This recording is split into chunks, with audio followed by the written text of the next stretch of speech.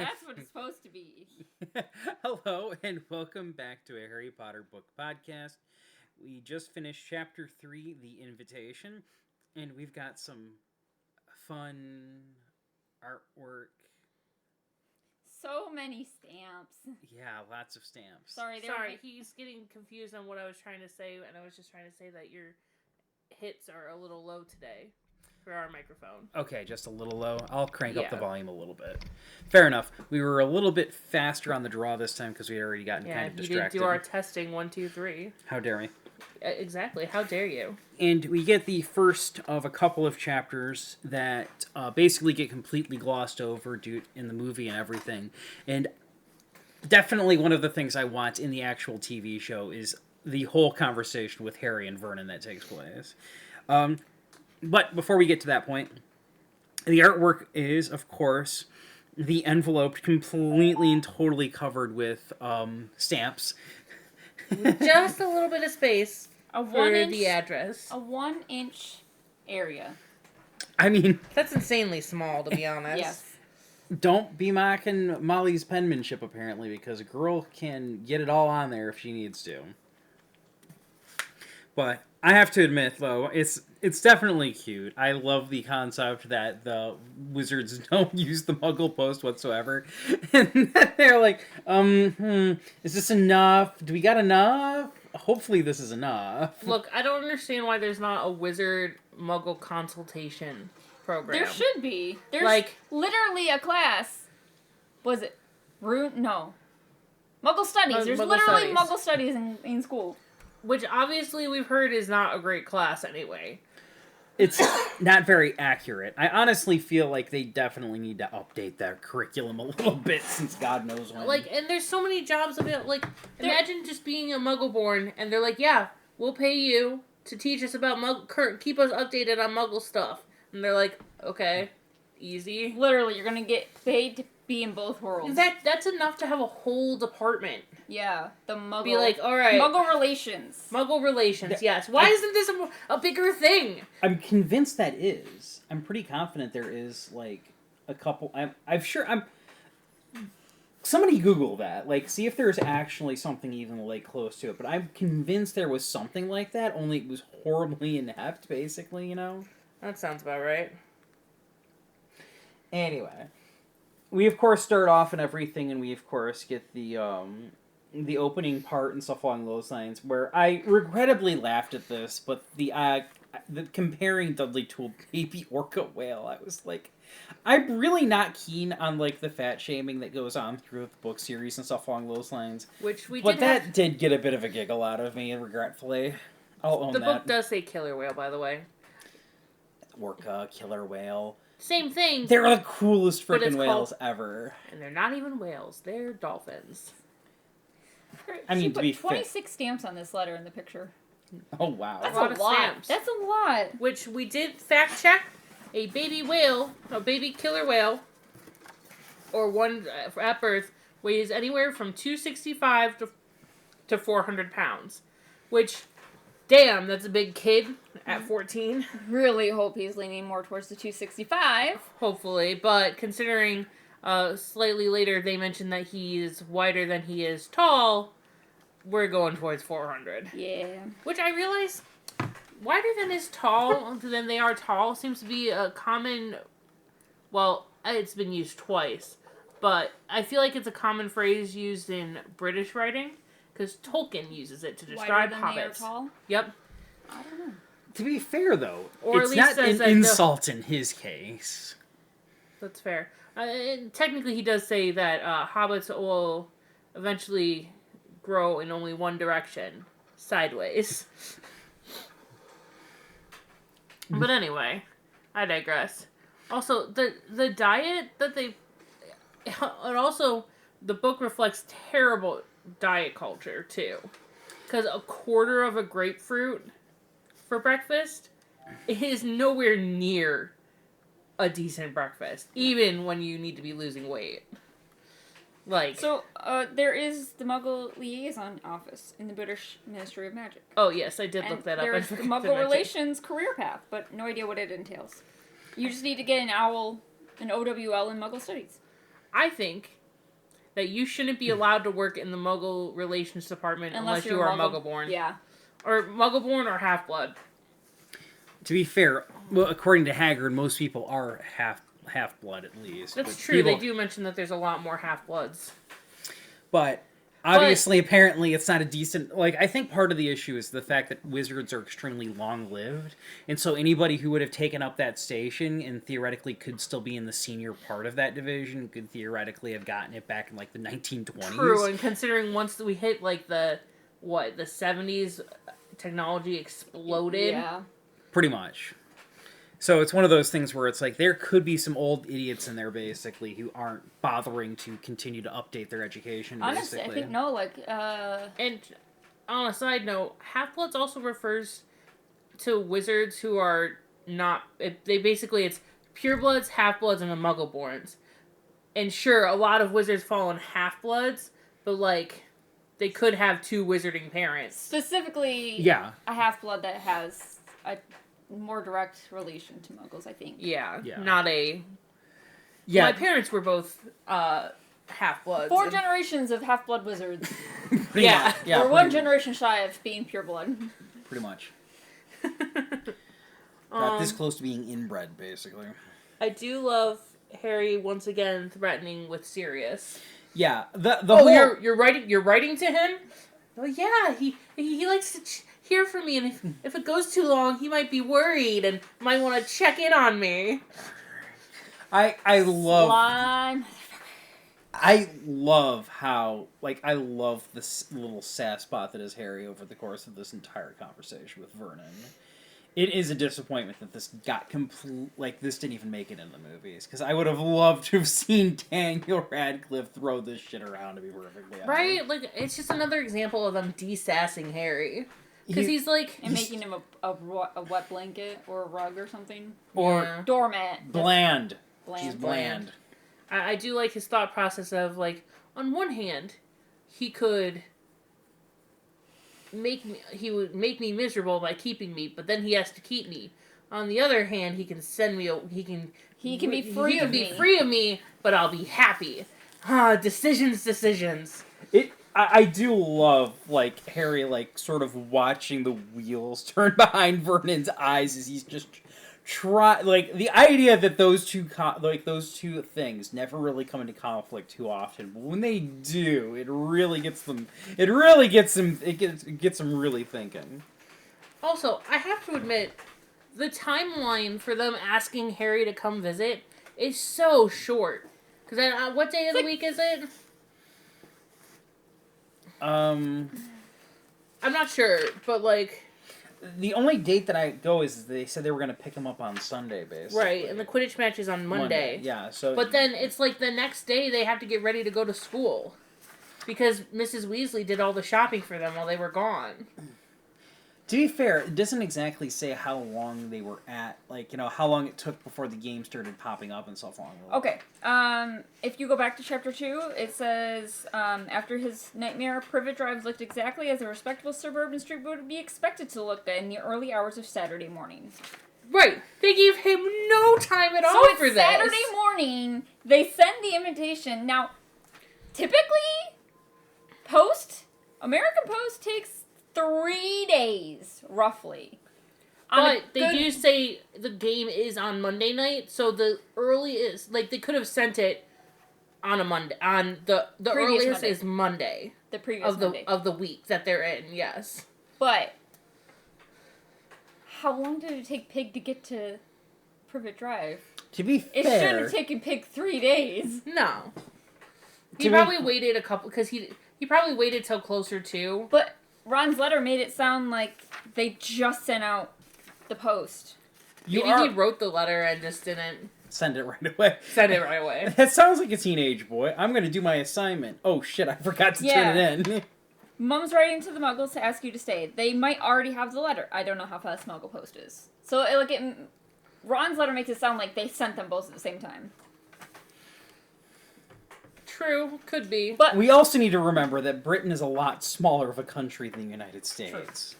That is true.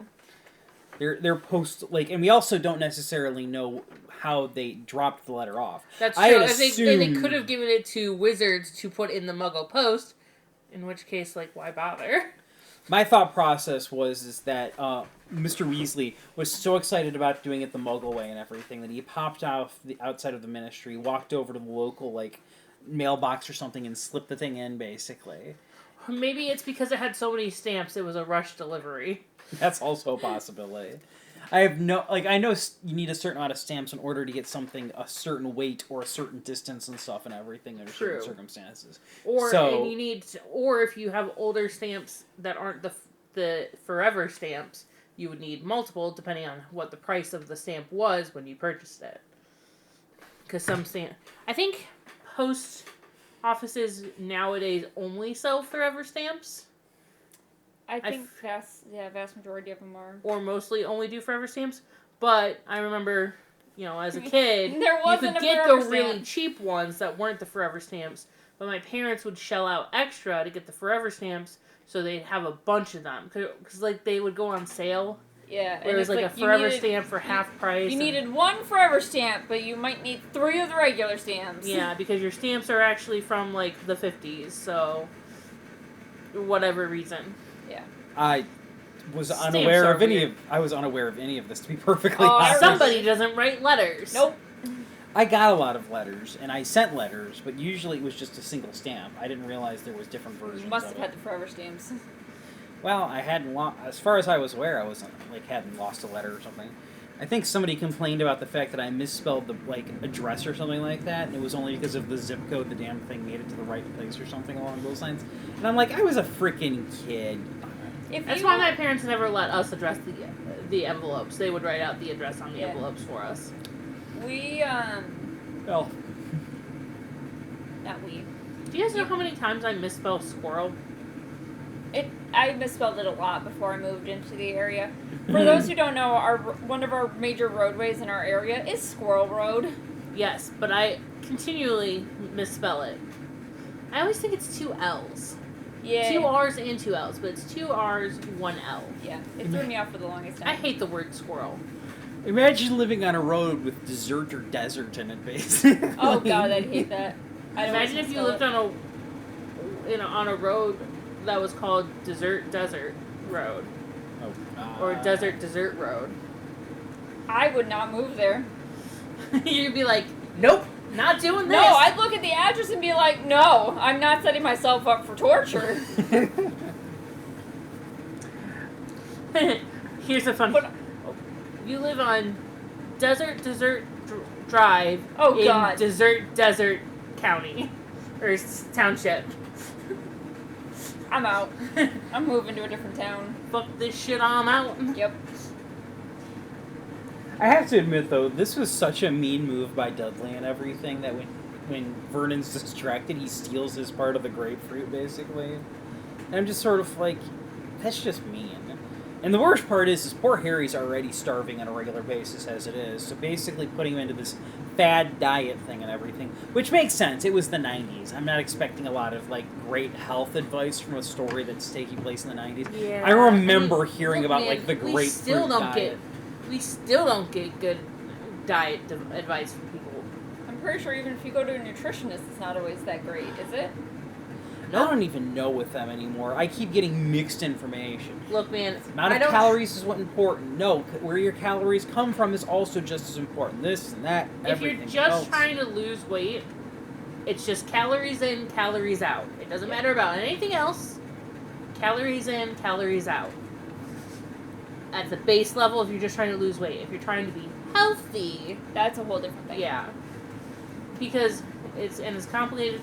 The biggest thing about where the calories are coming from is more to do with how full you feel. Making sure it's not empty calories. Yeah, because if you eat whole foods, you want whole foods. If all you did was eat chips, but you stayed within your calorie goal, you'll lose weight, but you're gonna get real sick real fast. Yeah, because it's most of it empty calories and a lot of fat. Or you might not lose weight, you might just gain fat.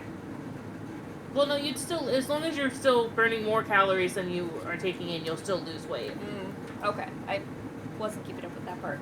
But yeah, nutrition, very weird thing. As someone who is hypoglycemic when my ADHD is not well managed, they always told me eat lots of protein because protein theoretically takes longer for your body to process and you stay full longer. But I historically found that every time I had a protein-heavy meal, I was hungry faster.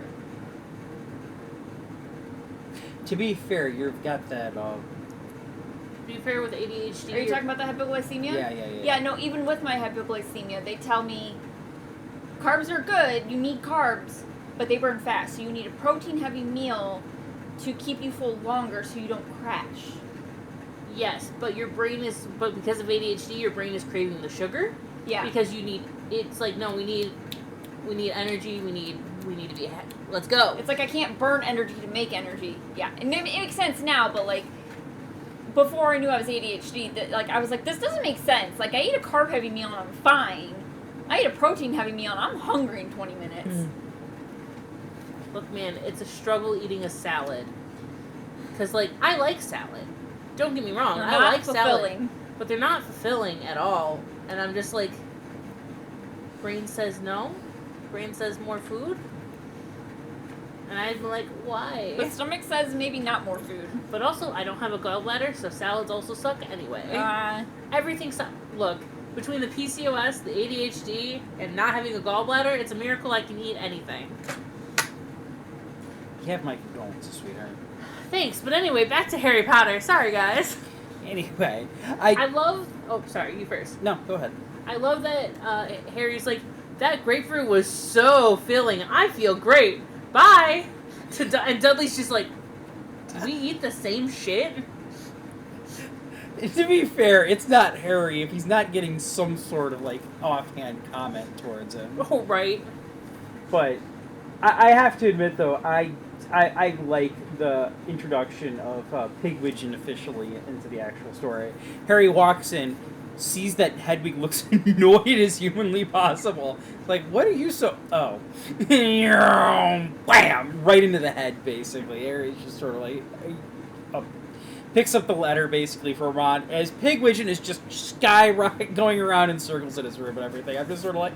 I don't know why. I just love the dynamic of the little ball of energy, and Hedwig is just sort of like, this is not how proper delivery owl operates. Like, Hedwig takes her job very seriously and does not appreciate the shenanigans of the small little buff ball. I love this bird. It's pretty great. Oh, man. And then, of course, like, this is for Sirius.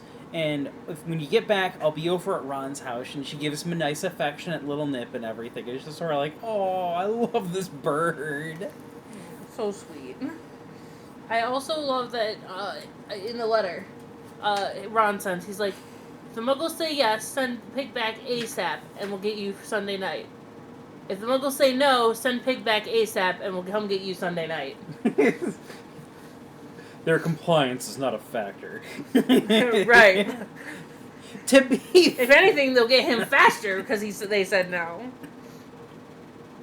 To be fair, I'm thoroughly convinced that the Weasleys knew about the protection spell charm, and they also knew about the whole thing with the Dursleys, because it makes a lot more sense for their actions to be like, yeah, you're coming with us one way or the other. We're not debating this. Molly is also... They're also under the impression that the Dursleys are good to Harry, sort of. That he likes them. Because they're their family. Because I think they bring it up later, like, aren't you going to be sad? And he's like, No. Fuck that shit. I know Sirius does, for sure, in the last book. He's like, oh yeah, you wouldn't want to live with me, of course not. But he's like, no. They're bad, evil people. Please take me. Did Lily tell you nothing? I get the distinct impression that Lily probably talked a bunch about her sister as her sister talked about her. I'm sure he assumed that once, like, Lily died, they would be, like, sad about it, you know, and be like, oh, we've got to treasure him. The only thing she's sad about is the fact that she's saddled with poor Harry. Oh, man. I have to admit, I would be shocked if Hagrid didn't say something. You know what I mean? Like, like, with how small the wizarding community is and stuff along those lines. I'm sure... Hagrid knows. I'm pretty sure Snape not caring about Harry's one thing, but Snape would know that they're fucking awful. McGonagall also clearly knows they're awful because she watched them for an entire fucking day Yeah. and hated their guts. Dumbledore knew. Like, he actually has a recollection and stuff along those lines when he's talking to Harry later on in the series. And there's this whole argument thing in, I think, book 6? Yeah, book 6, where he basically does a full-on dressing down, which also cut from the movies as well. Very unfortunate, all things considered. To be fair, though, the Dursleys gradually got cut out of the movies as time went on. Yeah, I know. I thought the dressing down happened in book 5 when Vernon was going to kick him out. No, that was the letter. That was the Dementor thing, the letter. Remember my last. Oh, yeah. It was the next one after that because it was the book he died in that he gives them their full comeuppance, basically, and just tells them. Oh, yeah, because he shows up personally to pick up Harry, and he's like, he insults them, and they don't realize they've been insulted quite away. He makes a mention about how much damage they've done to Harry, but also how much damage they did to their other son. Yeah. And they kind of look at each other and then look at Dudley because they're all confused. It's like, we didn't do any damage to him. He's fine. Whereas, from Dumbledore's perspective and probably some health people... Everybody's perspective, yeah, they ruined the child. pretty thoroughly. Well, I mean, he was starting to get better. The fact that they actually are capable of interacting with each other, even though it's awkward, and the fact that they do visit each other kind of makes some semblance of sense. Part of me does kind of wish that Rowling had kept the original idea of Dudley having a daughter going to Hogwarts, basically, though. I feel like it would have been that last little kick in the teeth for Vernon. She doesn't think that villains deserve redemption. It's not a redemption thing, though. I honestly would view it as a final insult It'd be to Vernon. another nail in the coffin. Yeah, well, it's a redemption for Dudley. Which, to be fair, he already partially got to a degree. He's more redeemable in my book than Malfoy ever was. That's fair.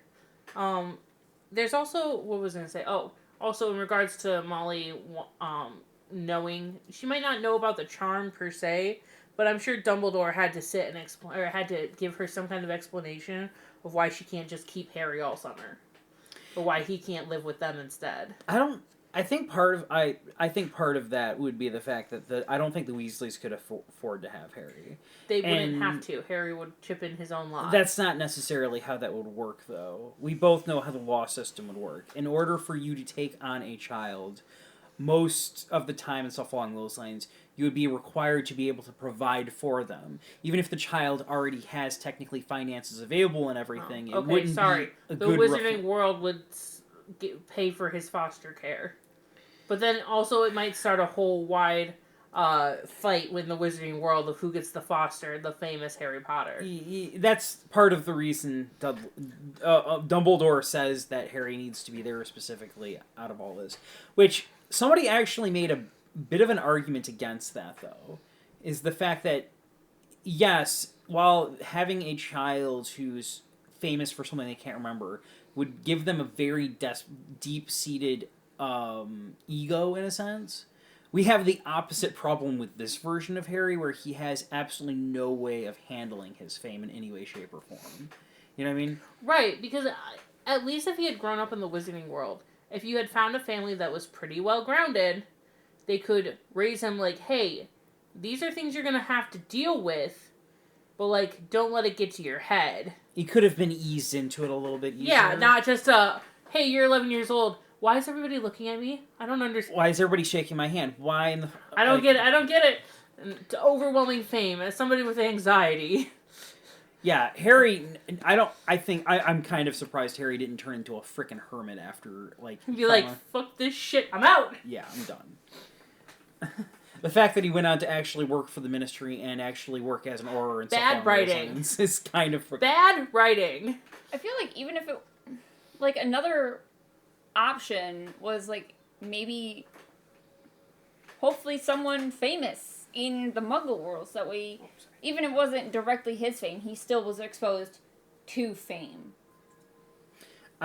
Sadly, I think in order for the protection stuff, it had to be Petunia, sadly.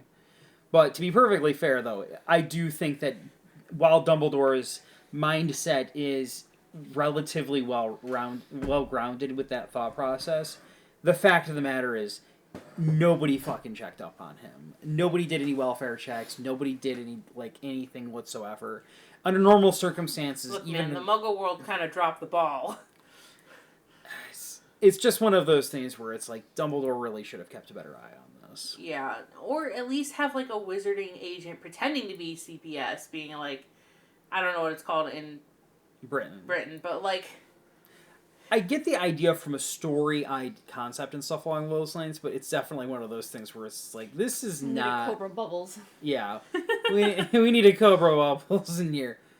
In case you were wondering, this visit did not go well. Job, model citizen, good day. Sunglass eyepiece pops out. Another reason why I will not watch the live action Lilo and Stitch is that they ruined the character of Cobra Bubbles. I can't. I don't. As soon as I heard that they didn't have Gantu in there. Yeah, they basically made Cobra the Gantu. Jumba. Jumba becomes the official villain for the live action one, from what I right, but yes. I think Cobra Bubbles wasn't a social worker. He was also hunting down Stitch. I think is the plot line. Yes. I don't remember. I watched it partially with Rose. I'm 100% in the camp of the animated movies were better in whole.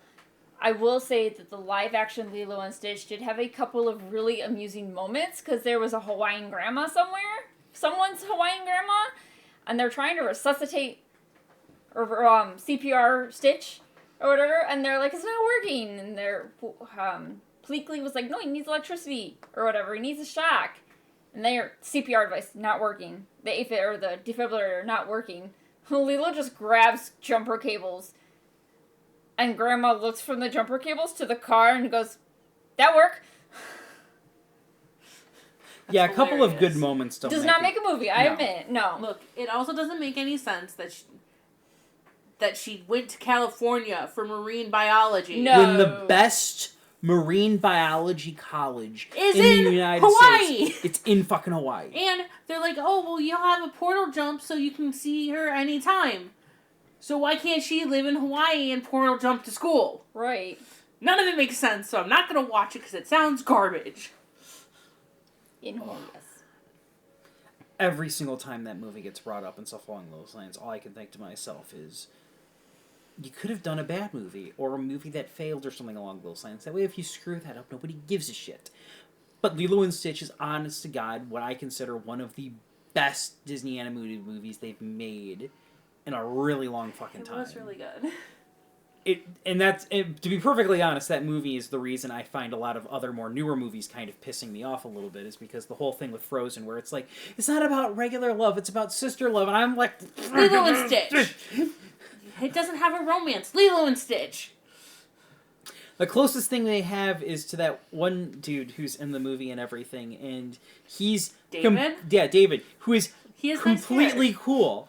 Because he doesn't push anything. He's just there to help out and stuff along those lines. Yeah, also, even if it is a romance between David and Nani, it's between them, not Lilo. Lilo's the main character. Yeah. It's because she thinks you have fancy hair and a nice butt. She thinks my hair is fancy? He knew about the butt. The butt, you knew damn well his butt was nice. Yeah. But the hair was a surprise. But anyway, we gotta wrap this up. Yeah, until this accidentally turns into a Disney podcast. If you want more content from me, you can find me at Luna's Creation Corner on most social media. I'm hoping that after the new year starts, I'm going to start my Crochet All the Pokemon series. Woohoo! Finally. That'll be fun to watch.